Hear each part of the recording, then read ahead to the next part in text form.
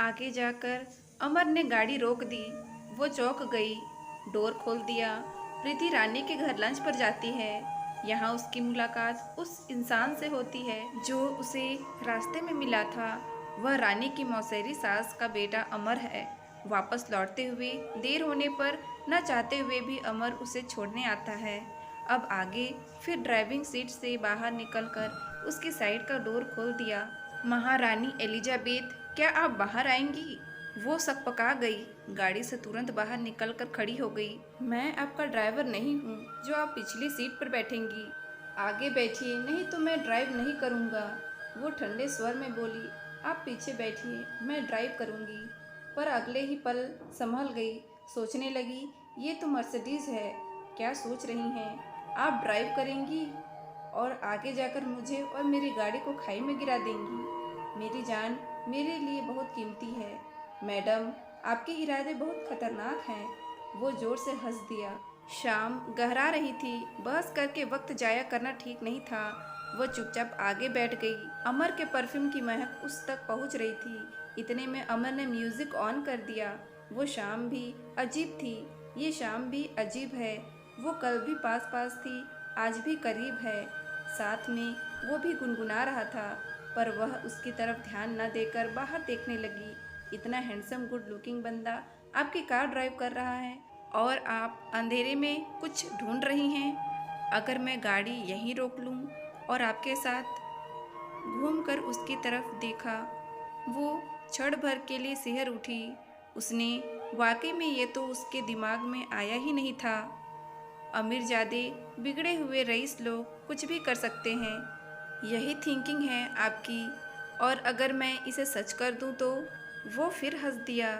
उसकी निर्दोष हंसी देखकर वह आश्वस्त हो गई। उफ, इस इंसान के दिमाग में कैमरे लगे हैं। मैं इतना गिरा हुआ नहीं हूँ, पर इतनी कीमती चीज सामने हो तो किसी का भी ईमान डोल सकता है ना? जवाब दीजिए। ऐसी बेतुकी बातों का क्या जवाब दूं? मन में सोच रही थी। गाड़ी तो इतनी धीमी चला रहा है कि रात के 12 बजा कर रहेगा। मुझे रानी का कहना मानना ही नहीं चाहिए था। ऐसे दोस्त हो तो दुश्मनों की क्या जरूरत है? पर वह चुप थी। बस आज घर पहुंच जाऊं तो फिर कभी किसी के घर नहीं जाऊंगी। जानती हैं मैं इतनी धीरे गाड़ी क्यों चला रहा हूँ? क्योंकि मैं चाहता हूँ कि काश ये सफ़र कभी ख़त्म न हो। इतना खूबसूरत हमसफ़र कभी कभी नसीब होता है।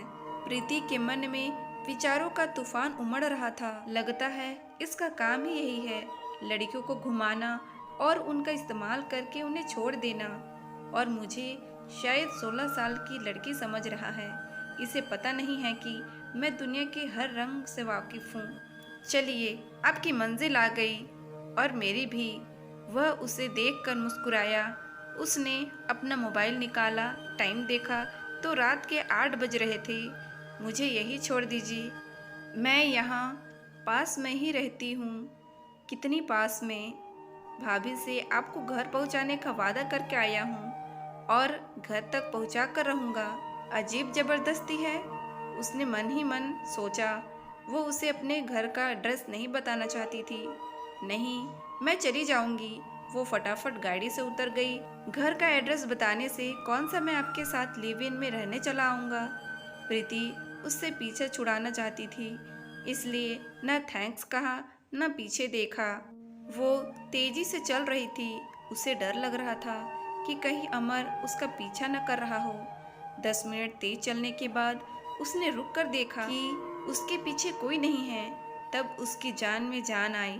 काफी ठंडा हो गया था। घर पहुंचकर लॉक खोलने लगी। अब वो जल्दी से चेंज करके हाथ मुंह धोकर बस बिस्तर पर लेट जाना चाहती थी। आज का सफ़र बहुत थका देने वाला था और ऊपर से ऐसे इंसान का साथ। पता नहीं वो कौन सी घड़ी थी जो मैंने उसके साथ आने के लिए हाँ कर दी। चलो अच्छा हुआ बलट टली। अचानक तभी पीछे से आवाज़ आई, अच्छा तो यहाँ रहती हैं आप? तो दोस्तों, इसके आगे की स्टोरी जानने के लिए हमारे इस चैनल को लाइक करें, शेयर करें और अच्छी लगी तो सब्सक्राइब करें। Thank you.